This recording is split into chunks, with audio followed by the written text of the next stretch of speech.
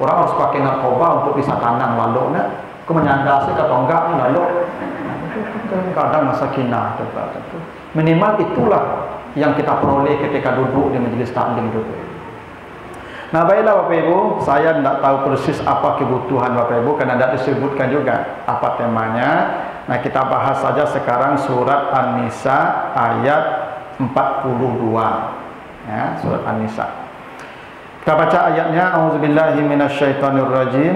Ya ayyuhallazina amanu la taqrabus salata wa antum sukara hatta ta'lamu ma taqulun wala junuban illa abiri sabilin hatta taltasilu wa in kuntum marda aw ala safarin aw jaa ahadun minkum minal ghaiti aw lamastumun nisa falam tajidu ma'an fatayammamu sa'idan thayyiban famsahu biwujuhikum wa aydikum innallaha kana afuwan ghafura. Hai orang-orang yang beriman, janganlah kamu mendekati salat, artinya jangan kamu salat ketika sedang mabuk sampai kamu tahu apa yang kamu ucapkan. Dan jangan pula kamu salat dan mendekati tempat salat ketika sedang junub, kecuali seperti orang yang menyeberang jalan sampai kamu mandi. Dan jika kamu sakit atau dalam perjalanan atau kembali dari tempat yang rendah, maksudnya habis buang air, atau menyentuh perempuan dan tidak menemukan air, bertayamumlah dengan tanah yang baik. Sapulah wajahmu dan tanganmu, sesungguhnya Allah Maha Pemaaf lagi Maha Pengampun. Nah itulah arti sederhananya surat An-Nisa ayat 43. Nah ayat ini Bapak dan Ibu mengandung banyak aturan baik ibadah, muamalah maupun akhlak. Nah, kita akan bahas satu-satu apa saja kandungan ayat ini. Pertama kata Allah, hai orang yang beriman, jangan kamu salat kalau sedang mabuk. Apa yang Bapak Ibu pahami kalau kalimat ini kita baca harfiah? Jangan kamu salat kalau mabuk. Artinya mabuk boleh, yang tidak boleh salat kalau mabuk. Jadi kamu menganjur, itu menganjur ya. Nengka minum minuman keras, minumlah. Nengka mana khamar atau bir, cobalah minumlah. Nanti kalau mabuk jangan salat. Kan begitu bunyi ayatnya tuh. Ya Pak ya. Jangan kamu salat kalau mabuk. Berarti mabuknya boleh. Salatnya yang dilarang kalau mabuk. Begitukah maksud ayat ini? Inilah Bapak Ibu bukti bahwa kita tidak boleh memahami dalil, ayat atau hadis secara parsial. Jangan memahami ayat atau hadis tok teks itu saja.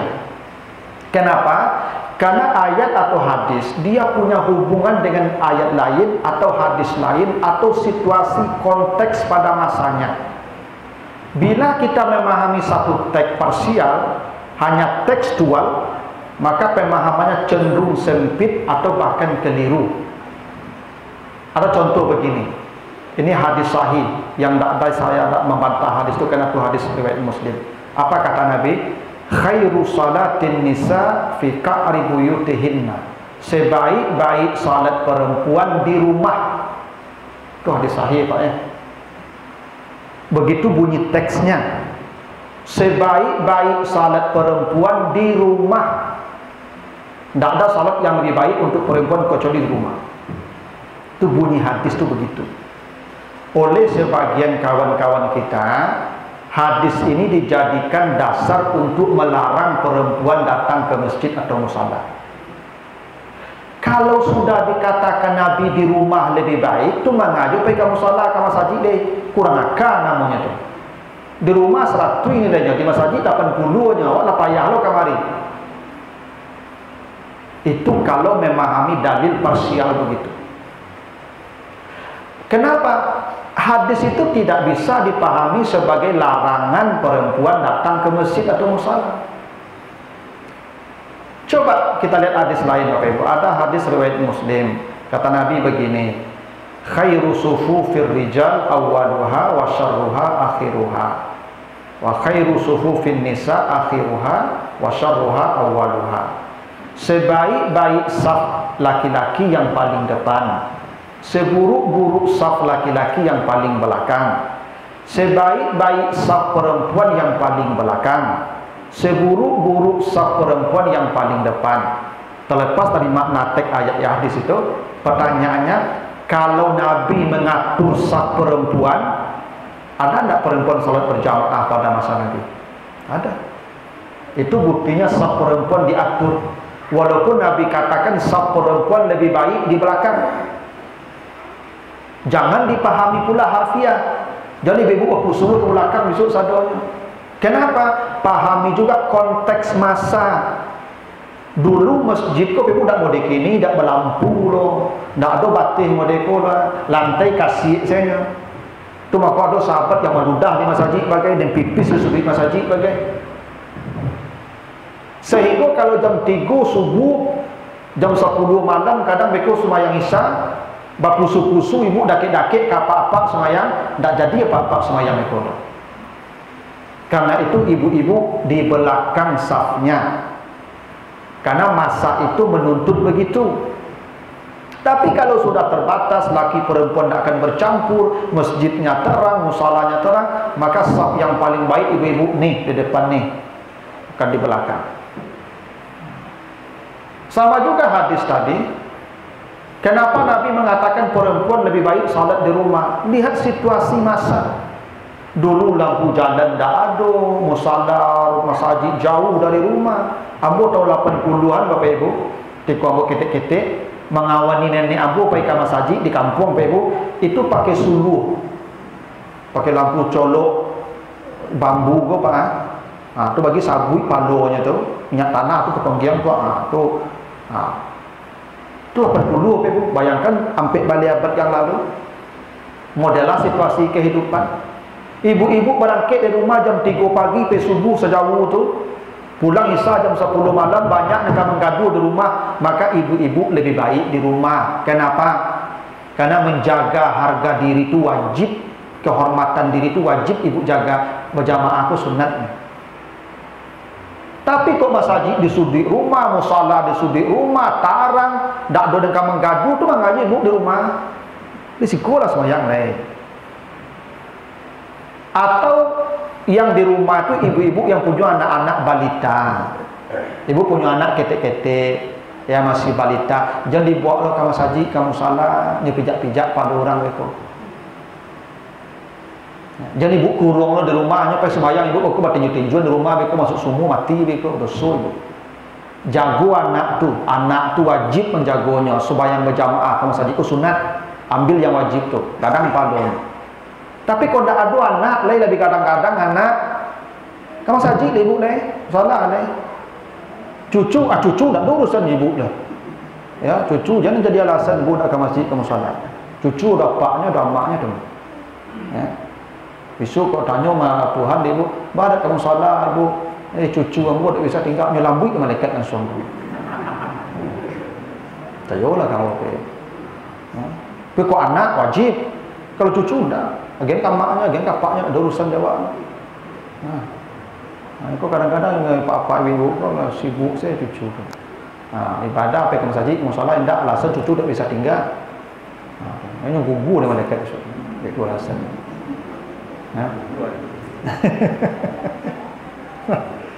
Kalau tidak ada anak lagi, anak lebih kadang-kadang kamu masjid, kamu salah lah.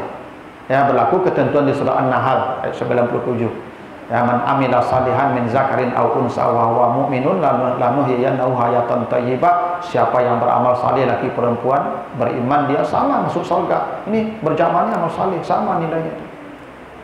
Atau ibu yang punya suami sakit, suami ibu sakit barik, sakit kareh, tidak bisa tinggal, kok tinggal lalu gitu. Ibu jago suami itu wajib hukumnya. Lapai apa tu baru mari dah. Ketetapannya begitu. Ya. Atau ibu nerancak bana, sabana bakile, ibu bana rancak, asal masuk kamu salah, kamu sajid panjang celi apa-apa. Kalau ibu-ibu bantu citu di rumah lah, menggaduh orang ke marina. Tapi kok lah karipui, lah pensiun, gigi lah tangga, ibu masuk musala orang lenga-lenga, saya, itu kemana ibu? Kemana sikolah deh? Tidak semuanya itu. Jadi perempuan itu lebih baik salat di rumah itu ada ukuran batas standarnya. Tidak semua perempuan, karena terkait ada konteksnya, ada situasinya. Tapi sebagian memahami hadis itu tekstual sehingga perempuan dilarang. Bahkan ada yang melarang istrinya datang ke masjid musala dengan dasar hadis itu. Bahkan ada di satu tempat masjid kosong dari wanita. Kenapa? Pakai hadis itu tadi. Itu kesalahan kalau memahami dalil itu parsial. Tapi kalaupun ada yang begitu memahami, saya tidak menyalahkan karena teksnya begitu bunyinya. Tapi akibat memahami tekstual itu sempit jadi pemahamannya. Sama begini Pak Ibu, ada hadis Nabi, malaikat tidak akan masuk ke rumah yang ada di situ anjing dan patung. Itu hadis sahih Pak. Malaikat tidak masuk ke rumah yang di situ ada anjing dan patung. Sehingga sebahagian kemudian tidak boleh ada patung-patung, boneka-boneka dalam rumah itu. Sampai foto-foto yang dipajang di dinding itu cabut, tidak masuk malaikat nah. Saking sempitnya padahal Bapak Ibu kalau baca dalil lain, coba baca surat Saba ayat 13. Apa kata Allah? Ya'maluna lahu ma yasha'u min maharib wa tamasil. Nabi Sulaiman itu Bapak Ibu, istananya, rumahnya, tempat tinggal Sulaiman dipenuhi oleh patung-patung. Ayat itu Pak, bacalah kalau baca surat Saba ayat 13 itu. Tempat tinggal Nabi Sulaiman, rumahnya, istananya dipenuhi oleh patung. Padahal Nabi Sulaiman itu nikmal abdu, sebaik-baik ahli ibadah. Tak katahunya patung kok tak boleh. Kenapa rumah Sulaiman, istana Sulaiman dipenuhi patung? Karena patung istana Sulaiman itu hanya aksesoris, hanya hiasan, pajangan, bukan disembah. Sulaiman menyembah Allah. Jadi yang tidak masuk malaikat itu bukan patungnya, tapi kemusyrikannya. Kalau ada orang menyembah patung, patung itu ada di rumahnya seperti orang-orang non-muslim yang Hindu macam itu tidak akan masuk malaikat. Kenapa? Malaikat itu suci, musyrik itu najis. Innamal musyrikuna najasun. Orang musyrik itu najis, maka malaikat tidak masuk karena kotornya perbuatan itu. Bukan karena patungnya, bukan karena fotonya. Kecuali Bapak Ibu memajang foto, ya ada tujuan tertentu. Kami saja pajang foto tu, sakit masuk tu, campaklah foto tu, syirik. Ya. Atau akan ada Bapak Ibu sebagian rumah makan tu, ya, ada dipajang foto Ongku Salih namanya. Kok foto siapa Pak? Jadi yang boleh tu. Bapak letak situ ya. Pelaris, syirik tu. Pelarisnya kan, syirik. Maka malaikat akan masuk ke rumah makan tu. Kenapa? Ada kemusyrikan dalam tempat itu. Jadi malaikat tidak masuk ke rumah tu karena kemusyrikannya, bukan karena fisiknya, bukan karena bonekanya, bukan karena patungnya, bukan karena fotonya. Kalau hanya sebagai hiasan, pakailah. Itu contohnya Nabi Sulaiman, Nabi itu. Ya. Dan ayatnya tidak dihapus, boleh. Ya. Kecuali itu sudah jadi alat kemusyrikan. Makanya kenapa Nabi menghancurkan patung yang di Ka'bah itu ketika menaklukkan kota Makkah? Karena patung itu disembah, maka dihancurkan Nabi. Kenapa Nabi Ibrahim menghancurkan patung-patung? Karena patung disembah. Tapi kenapa Sulaiman membiarkan patung banyak di rumahnya?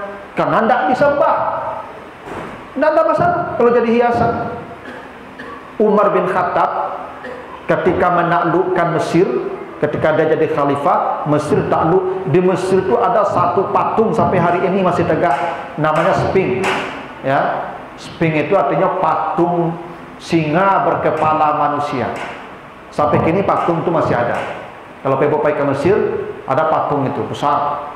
Kenapa Umar bin Khattab tidak menyuruh umat Islam menghancurkan patung itu ketika Islam menaklukkan Mesir? Karena patung itu tidak disembah, sejak dulu tidak pernah disembah. Patung itu hanya situs Dibiarkan saja sampai hari ini. Jadi Bapak Ibu jangan kaku memahami dalil. Sama juga anjing. Tidak masuk anjing ke rumah. Tidak mutlak. Itu ashabul kahfi. Nyo lalu di muka gua kan anjingnya lalu. Sama lalu jadi anjingnya malam. Pemuda saleh, pemuda beriman itu. Bahkan anjing itu masuk surga lah. Dia namu dengan nama istimewa Rakim namanya. Kenapa? Karena anjing itu kebutuhan. Kalau Bapak Ibu tinggal di rimbo, tinggal di sawah, batarana ayam, batarana itik, banyak musang, pakai anjing di situ. Masuk malaikat ke rumah, masuk. Karena kebutuhan pakai anjing tu. Yang tak boleh tu memelihara anjing kerana hobi. Ada apa-apa kan? Hobi melihara anjing kok. Kan? Mewah lah makan anjing pada nyole. Anjing kau minum susu ke sebantarnya, tak pernah minum susu. Nah, kau ada hobi melihara anjing, dia dah masuk malaikat ke rumah anda. Kenapa? Najis. Tapi kalau kebutuhan, tak apa-apa. Ada polisi pakai anjing pelacak tu, boleh. Kebutuhan. Yang tak boleh tu memelihara anjing karena hobi saja. Tak ada keperluan. Yang keperluan pakailah. Kalau tak masuk anjing, kalau takutlah malaikat jual anjing tu, pego. Ancaklah pelihara anjing, dah tiba-tiba malaikat maut, gawat ada duit, siapa tahu. Jadi jangan memahami dalil itu parsial. Nah, kenapa Allah mengatakan jangan kamu salat kalau dalam keadaan mabuk? Ini ayat rentetannya ada proses pentahapan haramnya khamar 23 tahun namanya. 4 ayat turun tentangnya. 1 turun An-Nahl 67. Apa kata Allah? Wa min samaratin nakhil wal a'nab tattakhizuna minhu sakaran wa rizqan hasanan. Dari korma, dari anggur kalian bikin minuman yang memabukkan, dan tapi juga ada rezeki yang baik. Memabukkan tapi rezeki ada di situ, rezeki yang baik. Berarti yang memabukkan tak baik, belum haram Pak? Boleh. Beberapa tahun kemudian turun lagi Al-Baqarah 219. Bertanya mereka kepadamu tentang khamar, katakan khamar itu dosanya besar, manfaatnya banyak, tetapi dosanya akbar min naf'ihima, lebih besar dari manfaatnya. Baru turun lagi ayat ini, jangan kamu salat kalau mabuk. Mabuklah, minumlah, tapi jangan salat kalau mabuk. Baru terakhir turun Al-Maidah 90. Sesungguhnya khamar adalah rijsun, najis, haram. Jadi ada proses pentahapan dalam dakwah ni, Ibu. Tak bisa mengajak orang ke simsalabim, tiba-tiba seorang ke salih, tak bisa. Ada proses tahap. Ya, pentahapan tadrij namanya. Itu makanya Ibu, MUI mengharamkan rokok bagi anak-anak dan wanita. Sebenarnya rokok kok haram mutlak, laki produksi gadang ketik haram. Cuman itu bertahap. Akhirnya anak-anak ibu-ibu dulu. Karena kalau diharamkan tiba-tiba gejolak sosial beko. Biarlah lambik-lambik lagak mapen dakwah ko besok atu baru berhenti saja dulu itu. Bo tak bisa rokok ko di perhentian tiba-tiba lo beko. Lagi yang pecandunya tu. Ya. Ada orang beko ketika di kampung bodoh kakek-kakek di tagahan di cucunya merokok. Kek jangan merokok kakek lain. Apa kakek-kakek ni? Dan yang tangga-tangga merokok dan ketika muda lu ayo nenek tu bisa sebulan dak usobok mai. Ikut di rokok sehari dak usobok mati engkau cak atu cetu orang perokok kau Pak. Lebih taluknya berpisah di orang rumah pada rokok kau Pak. Di orang rumah sebulan bisa taluknya rokok sehari mati kecil. Itu ke di perhentian tiba-tiba Pak, dak bisa. Karena itu baru bertahap-tahap lagak mapan dakwah kau beko lah tahu orang sadonya beko mudaratnya lah sosialisasi lah mantap, haram sekali kalau itu. Begitu Al-Qur'an mengajarkan. Bapak Ibu kalau mengajak orang jangan simsalabim orang kau diajak dari saleh. Aduh orang tak pernah kamu saji, tak pernah salat bahkan. Pertama ajak saya salat dulu walaupun sendiri di rumah, biarlah dulu.